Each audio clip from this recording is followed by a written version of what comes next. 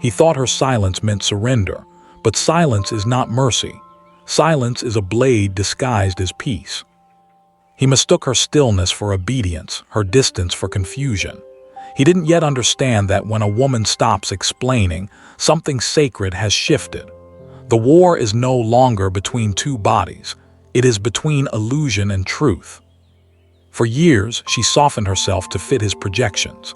He saw her not as she was, but as the missing piece of his wounded anima, the gentle, forgiving mirror meant to soothe the chaos he refused to face within. Every word she spoke was filtered through the hunger of his unhealed boyhood, and she played the role unknowingly until the script began to rot inside her throat. He called it love, but love born of possession is only dependency disguised as devotion. What he wanted was not her essence. It was the reflection of himself she offered back when she still needed him. His power existed only in her self-forgetting. Now she is gone, or perhaps she has only become quiet enough to be unseen. And in that darkness, his regret begins to take form. It seeps through the cracks where control once lived. It follows him through the night like a shadow that no longer obeys. Regret is not remorse. It is the slow awareness of loss without understanding its cause. He feels it in the body before he can name it, the ache beneath his sternum, the haunting repetition of her name in the silence between thoughts. He blames her withdrawal, but what he mourns is the death of his own reflection in her eyes. Because when she left, she took the mirror with her. There is a law older than time that what we refuse to integrate, we will pursue. Every unowned shadow becomes the lover we cannot keep. Every wound denied becomes the face we cannot forget. And he, the man who believed he could shape her, now finds himself shaped by her absence. In the beginning, he was the architect. He built her world brick by expectation, brick by charm. He taught her how to orbit around his validation, how to confuse attention with affection, dominance with protection.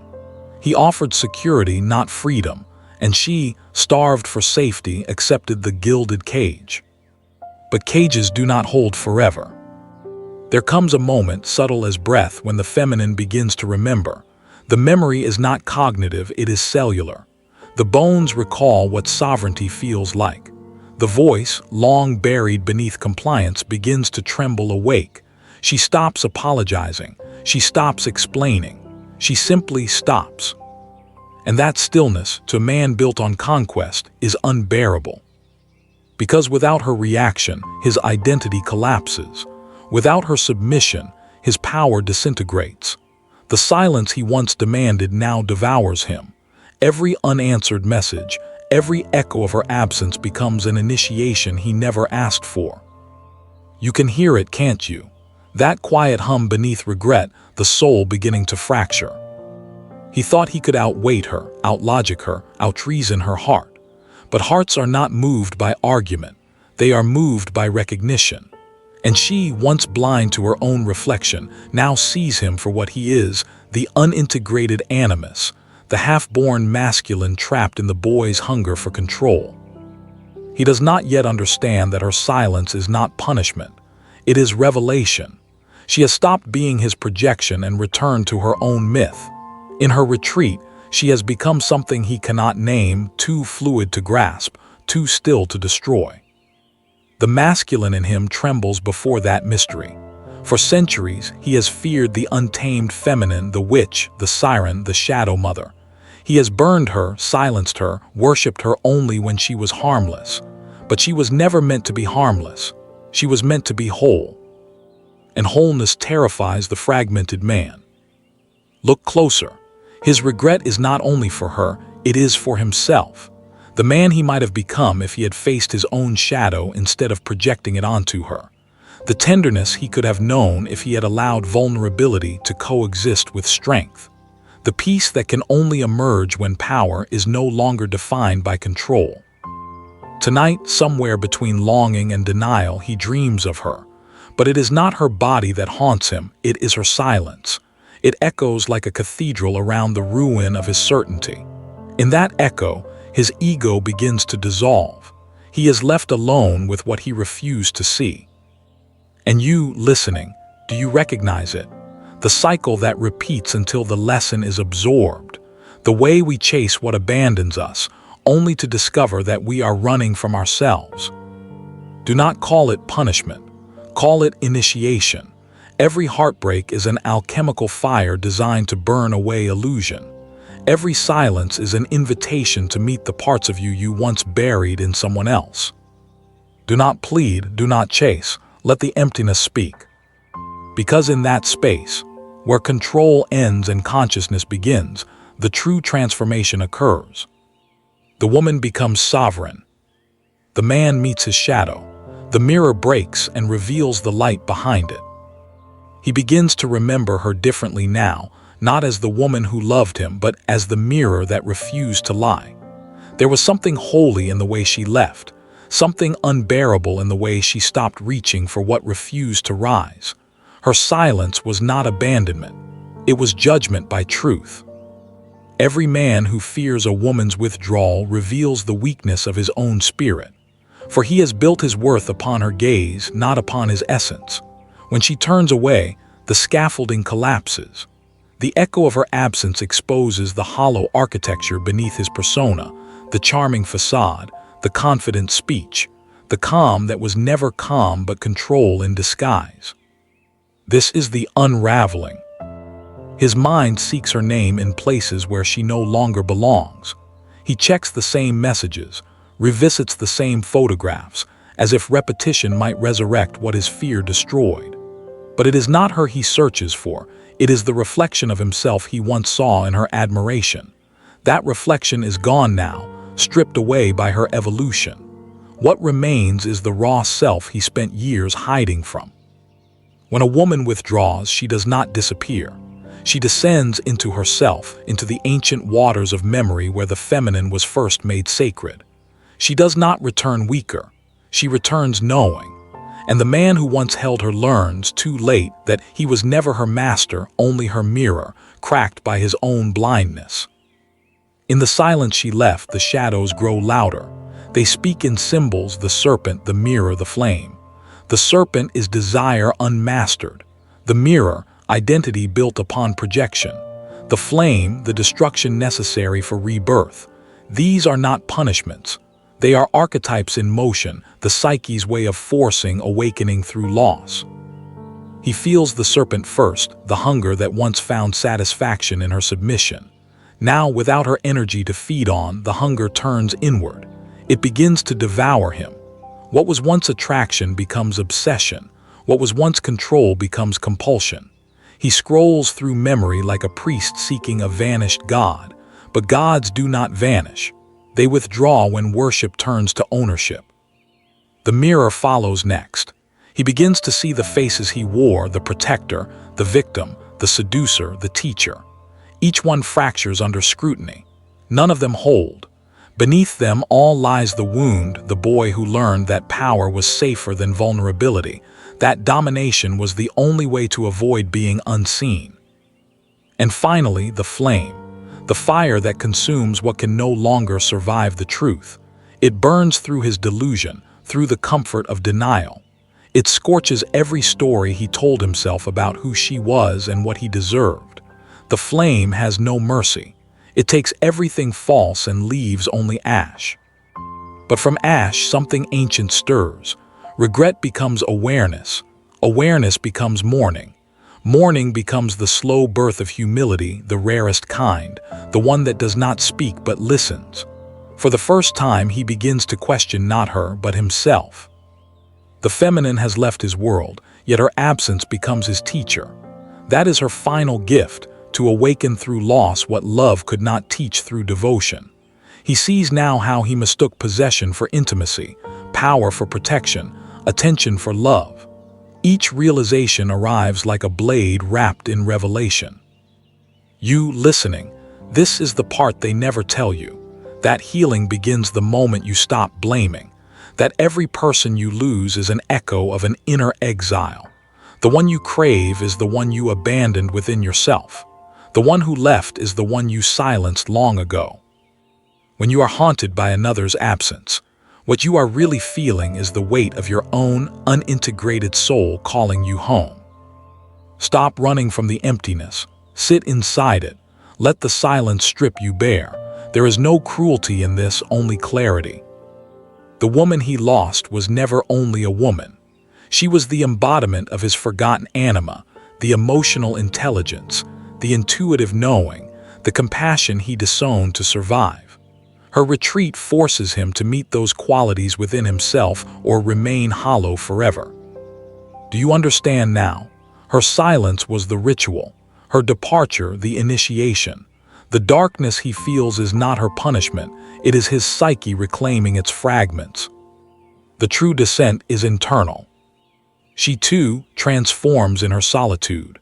The world once demanded her softness as proof of worth, her empathy as currency for love. But silence has taught her something more refined, the beauty of indifference born not from apathy, but from understanding. She no longer needs to prove her goodness. Her presence is now a weapon of discernment.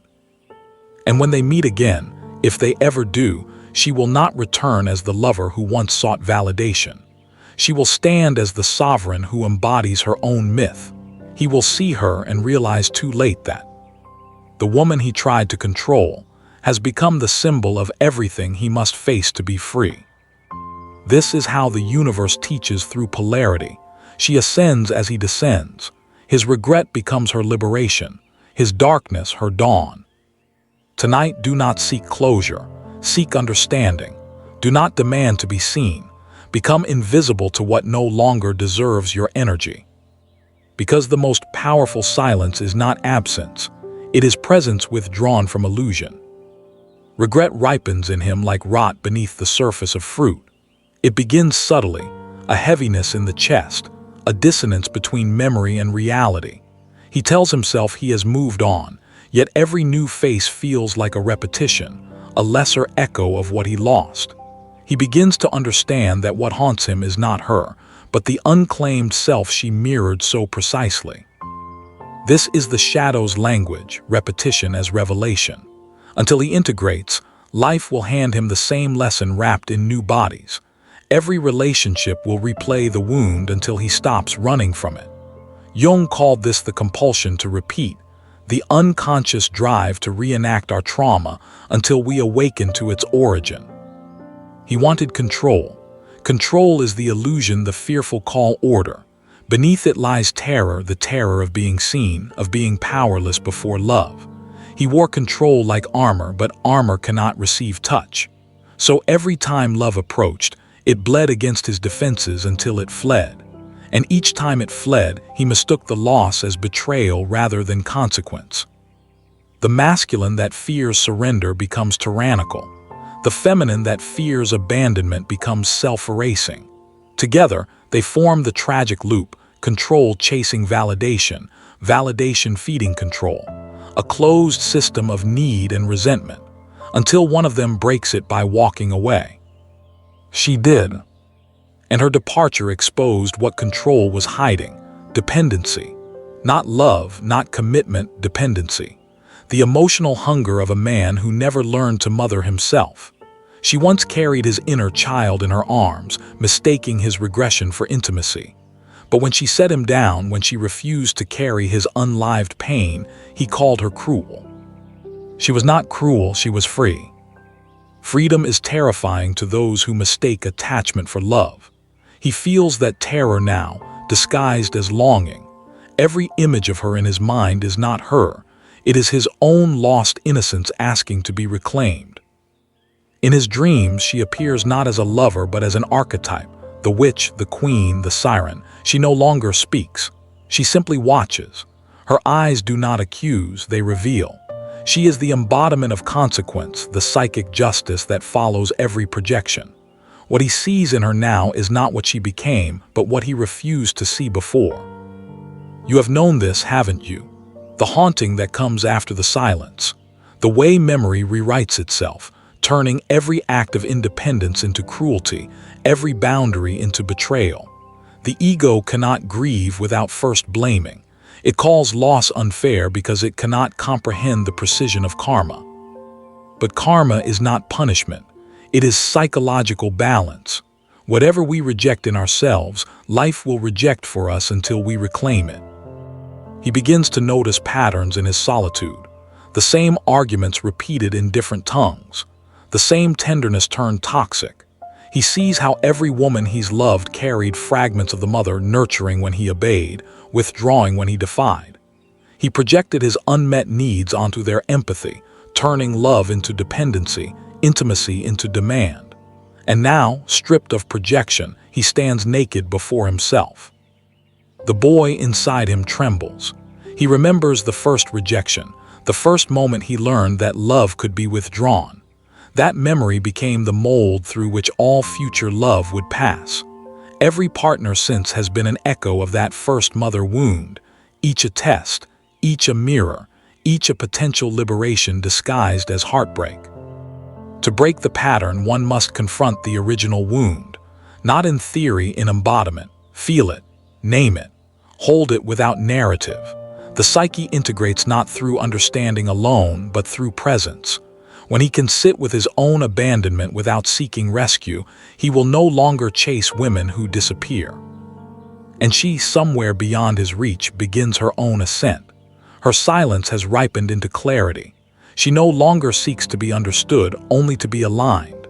Her power is not in speaking, but in discerning when speech is wasted. She watches the world without reaching, listens without absorbing, loves without losing herself. This is the post-initiation feminine, detached yet compassionate, distant yet magnetic. The man who approaches her now will feel something unsettling. She cannot be owned. And because she cannot be owned, she can finally be loved. Her sovereignty is his test. If he meets her with the old patterns, he will fall again. If he meets her with awareness, the polarity will balance mask. Ulin presence meeting feminine wisdom. Only then does union become sacred rather than cyclical. But most will fail, because integration demands death, the death of the ego's illusion of control, and few are willing to die before they are forced to. You too will be asked this. The psyche offers no escape from its own architecture. The partner who leaves is the soul's invitation to return inward. The silence you hate is the doorway to your power. So tonight, when you feel the ache of absence, do not seek distraction. Sit in it like an altar. Let the grief burn clean. Watch how pain transforms when you stop resisting it. Because the heart, once shattered without bitterness, becomes the vessel through which consciousness speaks. And love, true love, begins only after illusion dies. He walks now through the ruins of what once was, though no walls have fallen, no doors hang open. The destruction is internal, the collapse of a kingdom built upon illusion. The air around him feels heavier, as if every breath carries the ghost of a name he no longer deserves to speak. This is the stage the ancients called *negrito, the blackening, the soul's descent into the underworld of its own making. Here, light is merciless. Every reflection reveals not beauty but distortion, not confidence but disguise. The man who once commanded presence now trembles beneath the weight of his own awareness. Regret becomes sentient. It sits beside him like an old god, whispering reminders not of what she did, but what he ignored. Her silence plays in his mind like scripture, each moment of stillness revealing what words once concealed. The truth was always there. He was simply too enamored with the sound of his own dominance to hear it. She had warned him once, not through accusation but through energy. The subtle withdrawal, the dimming of her laughter, the pause before she answered his name. He mistook these as moods, not omens. Men who live through their egos often confuse intuition for inconvenience. Now he understands. What left him was not love but reflection. Without her, his inner landscape becomes visible. The arrogance, the insecurity hiding beneath confidence, the desperate hunger for control, not to possess her, but to silence the voice within that whispered unworthy asterisk. Her love had been anesthetic, numbing him to his own incompleteness. Her silence became the scalpel. The psyche operates with divine precision. What is denied in consciousness will emerge through circumstance. So she became the externalized shadow, carrying his disowned emotion until the burden became too heavy, until she broke or healed or left. And when she left, all that he had projected onto her came home to roost. He begins to remember moments differently now. The arguments that seemed righteous now look like avoidance. The tenderness he offered feels transactional. Even his affection, a currency to maintain control. This is the cruelty of awakening. To see that love, when filtered through fear, becomes manipulation dressed as care. And yet, even in this darkness, something sacred stirs. Awareness, once awakened, cannot die.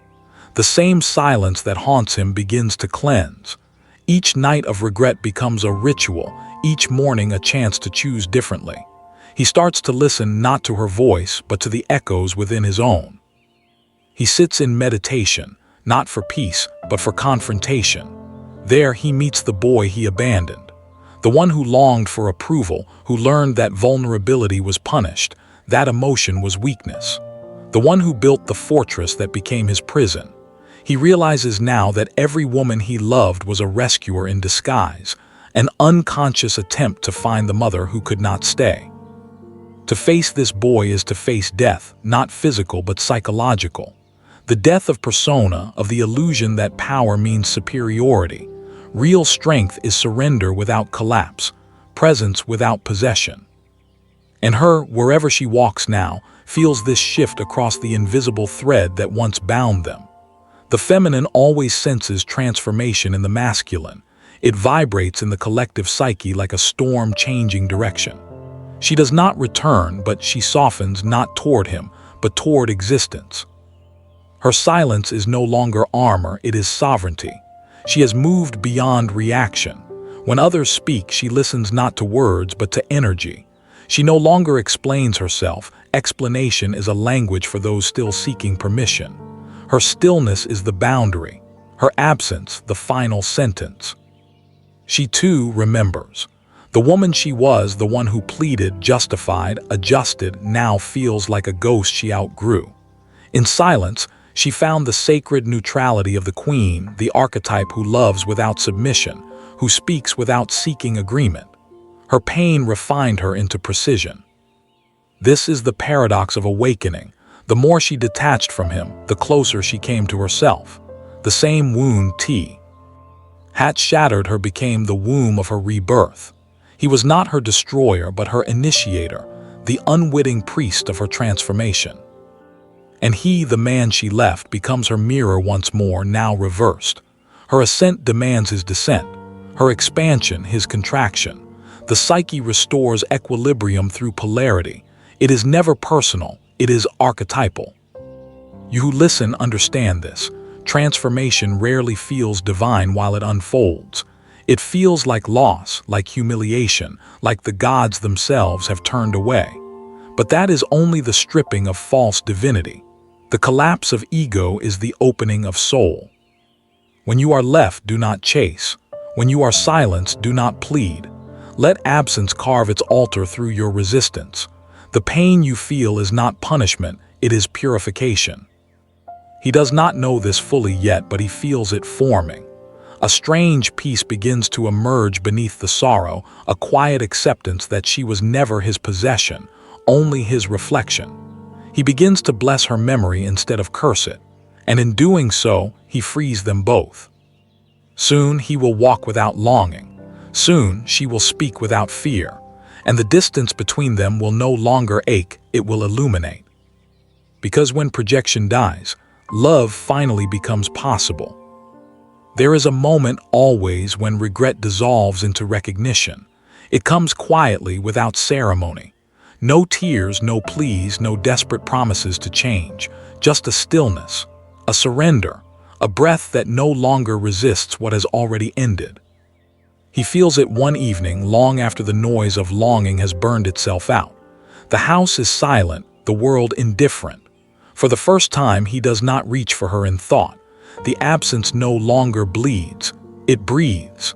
The ache has become spacious, no longer punishment but passage. This is the beginning of wisdom. When the masculine finally stops chasing what it cannot possess, it begins to meet what it has always avoided itself. He realizes the entire war was internal, that she was never the enemy nor the prize but the map. Every conflict, every silence, every disappearance, all were coordinates leading him inward. The anima is merciful in her cruelty. She wounds to awaken. Every man who seeks to master a woman instead of understanding her will one day face his own shadow in her withdrawal. That is how the psyche balances. Love becomes mirror, desire becomes revelation, and loss becomes initiation. He begins to move differently now. The arrogance that once coated his words softens into restraint. He listens more than he speaks. The silence that once haunted him now guides him. He learns that power does not shout, it observes. That control is a brittle imitation of presence. This is how the masculine matures, through the acceptance of limits, through the realization that strength without humility is violence, and love without awareness is dependency. He starts to notice beauty again, not as something to claim but to witness. A stranger's laughter, the wind against glass, the way dusk dissolves into night without resistance. There is tenderness in stillness. He had forgotten that. He had mistaken intensity for intimacy, chaos for depth. Now he knows. The deepest connection is not passion but peace. And she, somewhere beyond his reach, feels the shift. Not through words, but through the subtle field that binds all who have once loved deeply. The feminine senses when the masculine awakens. It arrives as a tremor beneath the heart, a quiet knowing that something has been redeemed. Yet she does not return. Sovereignty has no nostalgia. She has become fluent in solitude, not loneliness but solitude. The difference is vast. Loneliness begs to be filled. Solitude radiates completion. She walks through her days without the weight of comparison, without the need to prove softness or strength. She simply is. Her energy no longer seeks permission to exist. She has integrated her own masculine, the clarity, the boundary, the unwavering stillness. What once made her shrink now stands beside her, within her. She carries the calm of the warrior and the grace of the priestess. The two halves, once torn apart by projection, now breathe as one. This is individuation, the sacred union of inner opposites. Jung called it the alchemical marriage, the merging of shadow and light, anima and animus, soul and self. And though it appears as separation in the outer world, within, it is reunion. He, too, begins to sense this merging. The absence of her energy no longer feels like emptiness but clarity. He can finally see himself without distortion. He begins to forgive not her but the boy who clung to illusions, the one who confused dominance with worth, the one who believed love was earned through control. Forgiveness is not softness. It is detachment. It is seeing what was without needing to rewrite it. The masculine learns this late, but when he does, the entire world changes temper. Atcher, he no longer needs to win. He no longer fears loss. He no longer seeks reflection in another's eyes. And that is when true presence returns, silent, grounded, unshakable. In this stillness, he remembers her one last time, not as the woman who left, but as the teacher who arrived disguised as love. He sees the symmetry now. Her silence was not cruelty, it was ceremony. She was the dark feminine, the one who dismantles illusion so that truth may breathe. He had called her heartless, now he calls her holy. You too are being dismantled by what you call loss. The universe does not take without intention. What is removed is always what obstructed your becoming. Every rejection, every ending, every silence, all are instruments of alignment. Do not resist your unraveling. It is the only way through. There is a sacred order in pain, a rhythm older than words. When something leaves your life, it is not disappearance. It is transmutation. What departs in form returns in consciousness. He begins to understand this now. The grief he once feared has become devotion, not to her, but to truth, to awareness, to the unshakable peace that comes from not needing to possess what is divine. And she, in another place, in another hour, feels no need to look back. She has carried him as far as she was meant to. Her silence has completed its work. What remains is equilibrium. The masculine, no longer bound by control. The feminine, no longer burdened by appeasement. Each standing sovereign, whole, unmirrored. And so, the myth closes where it began, not with reunion but with revelation. That love was never meant to complete you. It was meant to introduce you to yourself. The woman who knows her worth does not argue, she vanishes. And the world grows quiet.